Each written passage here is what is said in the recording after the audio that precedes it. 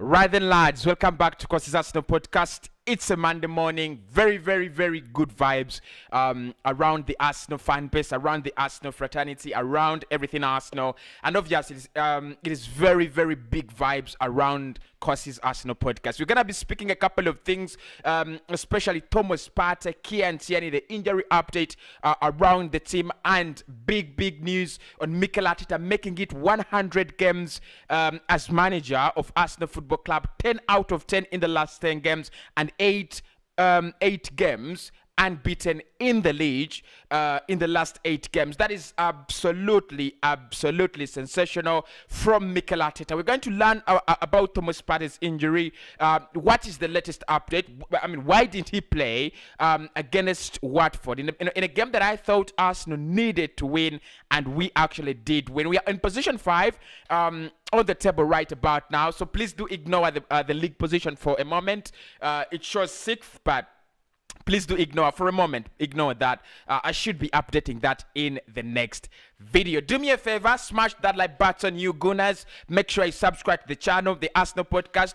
Like I said, we are going into the international break. A lot of transfer stories are breaking away. Dusan Vlahovic, Zakaria, Asensio, Alex Oxlade-Chamberlain, Alexis Sanchez. We are going to be diving into that in this fortnight period as we prepare for Liverpool, or as we wait for the Liverpool game, and of course the harsh December to dive in. But obviously later on, in the week, we'll try to dive into our next fixtures and try to look ahead of where probably we could finish this season if we go through this year very well. Subscribe to the team. Make sure you smash the like button as well.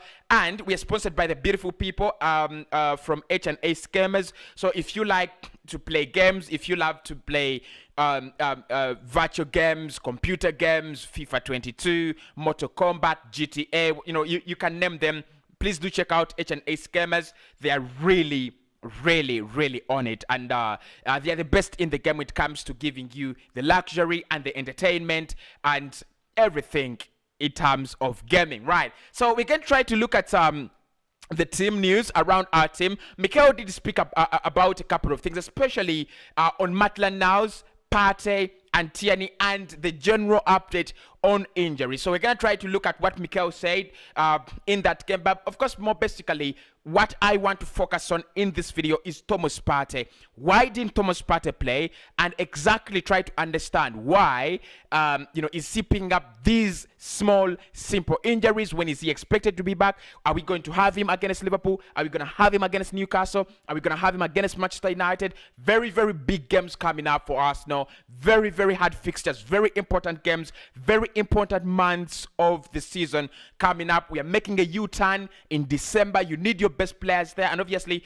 the fact that Partey is going to go out in January for the January transfer for the AFCON, you definitely need him in November and December. Will we have him? Will he be available for the next around 6 fixtures before heading out to Africa in January? That and more is coming up on the show. So Mikel yesterday did speak about the injuries and a couple of other things, but let us first see what he talked about Claudio Ranieri, because he said Ranieri yesterday was unhappy Arsenal didn't return the ball to Watford before the goal. Now what happened was there was a challenge, there was a tackle from Ainsley Maitland-Niles on a Watford player, but the referee decided that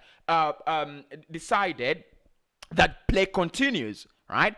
And Ben White dribbles, does his thing, and then the ball is repelled by the Watford defense, and Emile Smith-Rowe is repelled onto the feet of Emile Smith-Rowe just in his in his territory, and he does his thing on Arsenal lead. Now, Claudio Ranieri yesterday came out and said, no, look, this was absolutely unfair. It was a free kick. Arsenal players should have given the ball back to Watford. Now, look, this is what Mikel had to say. He said, I have to defend my own players, my team, and my club. I would say we were the most honest. We are the most honest of all of them. At some stages, we can even become naive. But still, if it feels like that towards our club, I have to apologize if that's the case. But for sure, there was not any intention to take advantage. And look, guys, look. the referee, I mean, the game is governed by the referees. It is not Mikel Arteta. It is not the players. Because look, if a player, right? Yes, you know, it's out of I mean, social justice. It's called social justice. It's out of courtesy. It is out of humanity that when a player goes down, you know, you have to put the ball outside the pitch, or give it to give it to the opponent. But look, the referee has said play continues because he didn't look at that as a nasty, serious tackle. It doesn't look, it didn't look at that as a bookable offense. Actually, yesterday we were getting a yellow card on every offense we committed. So that for me was not a scenario where we were needed to give the ball back. And look, Mikel says that he is sorry. Look, I'm not sorry. It is part of the game. At times you have collisions. For me, I feel like Ainsley did collide with a Watford player. Play had to go on, and Arsenal did score from the advantage. Whether it was an advantage or whether it was not an advantage, I don't think we should be sorry for the circumstances that actually followed. And I think it was an honest goal, more honest actually than the penalty, and more honest than the goal that we had scored in the first half. So Claudio Ranieri should look for better explanations to his fans and to his and to his bosses of how they lost that game. Not because we scored a goal out after a collision, because they're absolutely abysmal in the first half. They should have done better. They should have provided a little bit more difficult for Arsenal. They didn't do that, and now he's saying that the goal we scored was actually not out of kindness. We were not there to showcase kindness. We were there to get points whichever way we wanted. Mikel Arteta, on if the goal and the collision was a misunderstanding, he said, I don't know. I focus on the performance and what we want. I want to talk about what we did and why we deserved completely to win this game. Brilliant from Mikel, very, very brilliant, because I think I said this in the match reaction. We deserved 6 points from that game. We could only get 3 and the goal, but we deserved 6 goals and 6 points. We could only get 1 goal and 3 points. Probably in the second leg we will make it 6 goals and 6 points. On the turnaround after the first international break, this is what Mikel said. It was about what I could see around me, the faith that the players and the staff have in me, what we could do, the belief, the sense of belonging that they have as part of the team, and the unity they have shown in difficult moments, not to try to point to anybody else, but to take the full responsibility and show real leadership and courage to overturn the situation. They faced criticism and moved forward slowly, trying to engage people. We've been lucky because we have had supporters who, in difficult moments, supporters like me, have shown the club that they love it and they realize how important it is for our players to play the game with them. When that happens, you can see what the atmosphere is like. And look, it's brilliant. I think he doesn't want to brag, and it's absolutely brilliant from Mikel Arteta because he doesn't brag. But for me as an Arsenal fan, I'm gonna brag. Look, first international break, bottom of the table. This is the third. I don't know why people do not acknowledge the second international break, because we have had 3, right? Haven't we had 3 international breaks, bro? Yeah, 3 international breaks. And that is the reason. 3 international breaks in, and now we are in top 5. We are contending for top 4. We are contending for the title, by the way, because we are 6 points behind Chelsea, who are table leaders. And probably by January, if things go well, if Liverpool could lose Mane and Salah, and probably could go ahead of Liverpool. That is me getting ahead of myself. But still, the fact is that we have really turned things around. I think Mikel needs big credit, and he needs to take the credit as well. On if Aubameyang will stay on the penalty duty, he said he will stay on penalties if he's happy to do so. You will miss when you take penalties. That's part of the career and the job, but we will try to help him. Look, Mikel, Aubameyang should stop taking penalties. His penalties are absolutely disgusting. He's taking penalties on the right, or always on the same side and in the middle. Very, very low. It's easy for goalkeepers to save those penalties. He needs to do better than that. On Ainsley Maitland-Niles' performance and what he's seen from him in the central midfield so far, he said, first of all, I see different players in terms of I see a different player in terms of his urgency, his commitment, the clarity in his play, his purpose. Since we made the decision, it's clear that it's clear what I was seeing, that I wanted him to stay because he was going going to be useful. He has a very, very huge talent because he's very versatile enough to adapt to almost any position on the pitch. Today we made use of him to do what he had to do in the game, which was really, really important. And look, right call, Mikel. I think this time you got the better of me. He got it right. It was a very, very masterclass performance from Ainsley Maitland-Niles. On his clarity and purpose, he said, when I see him in training sessions, I see how he prepares. When I see the questions he's asking, his level of attention, everything you talk through, his response is immediate. He's really, really a clever boy, really really intelligent. Okay, don't go too far. I think he needs to be able to transit that and how much he really cares, which is with his body language and his determination, he's come a very, very long way. On morale, after being 10 games unbeaten, this is what Mikel said. And of course, this is one of the most important parts of the video. So make sure you do smash a like on the video. But look, 10 games unbeaten, you can't fail to get carried away. Personally, I was carried away. I was really, really carried away. And I'm still very, very, very deluded at the moment. But he said on 10 games being unbeaten, he said, look, it's much better and it's always great for any manager or a team to win before the international break because we are going to lose 70% of the squad. They are going to the national teams, and hopefully they will be back. And hopefully when they are back, we can maintain that and keep the run going. On winning in spite of setbacks, he said, I think it is really important today to be clear that we are going to have moments of frustration. We expected a certain game plan from them.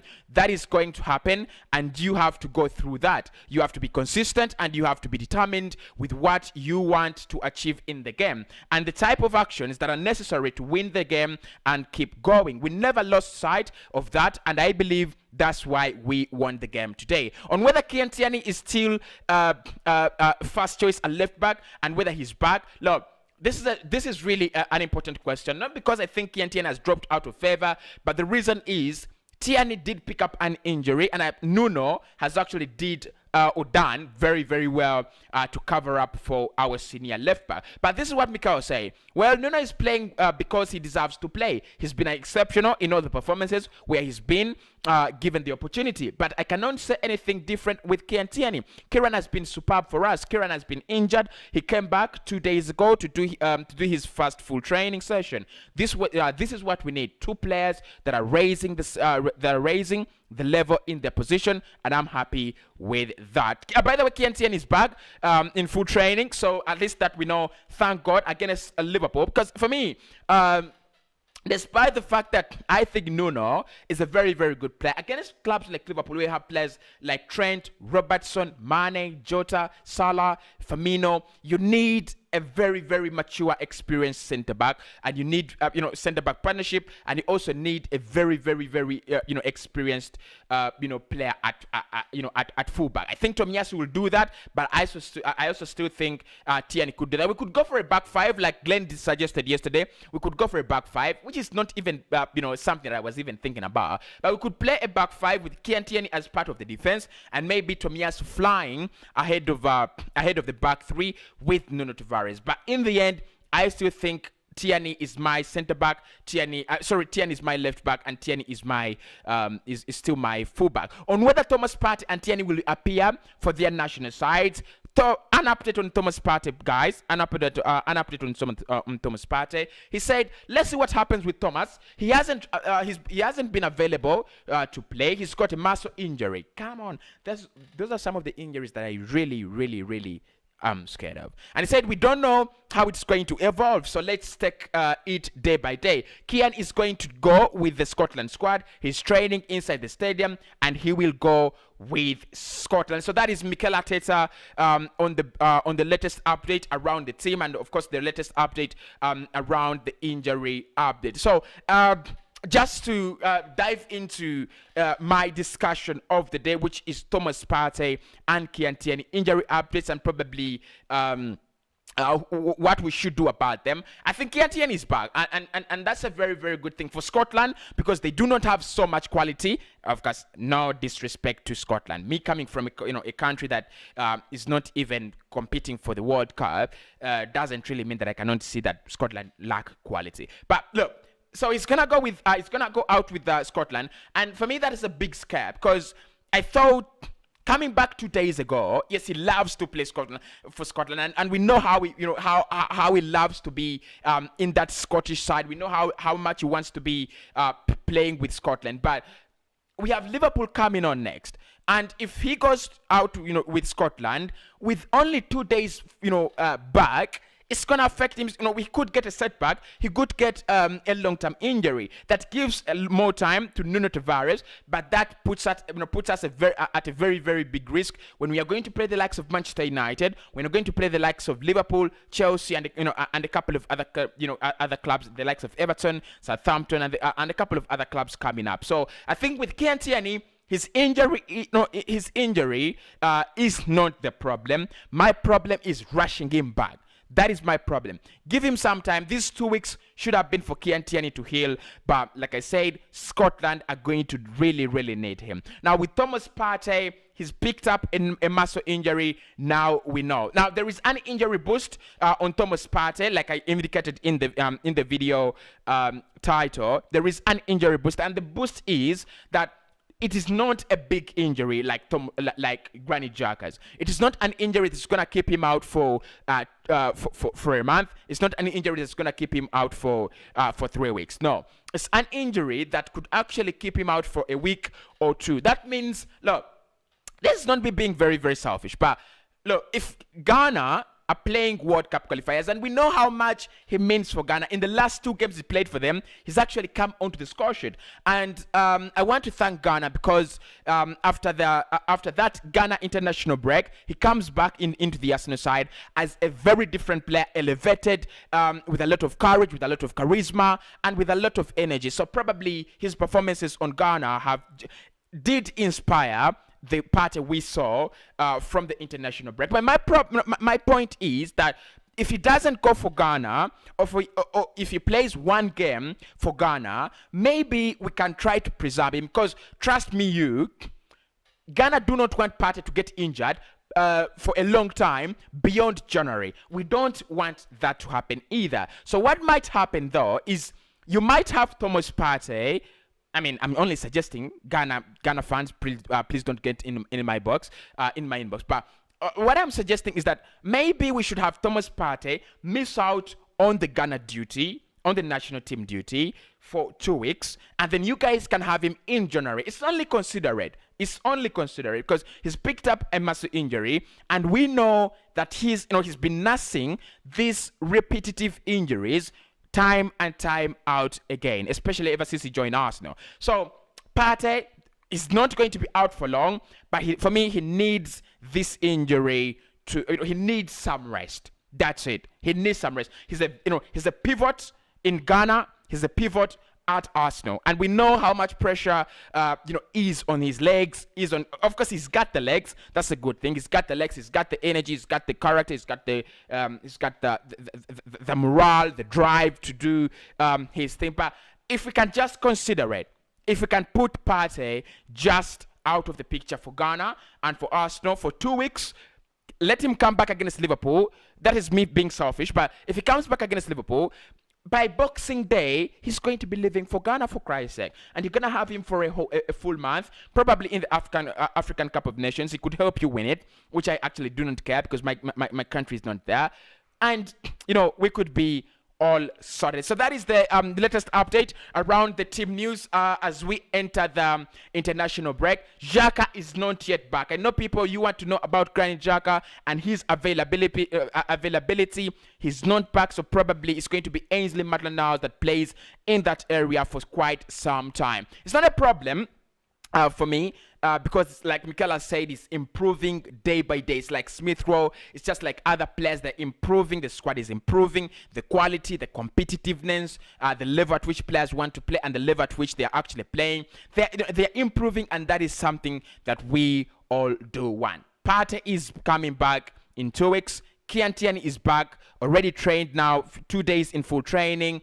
Granit Xhaka will be back in January. Ainsley has a very good performance. Smith Rowe had a very, very, very good performance. Saka is back. Aubameyang misses a penalty. That is the wrap-up of our weekend. I will be uploading my team of the week later on. I think, again, I need to be scratching my head. Who gets into the team of the week? I thought players like Ainsley should be there. I thought players like Ben White and Gabriel should be in the team of the week. West Ham had, did have a very, very good performance. You had a very, very good performance from the likes of Manchester City against Manchester United.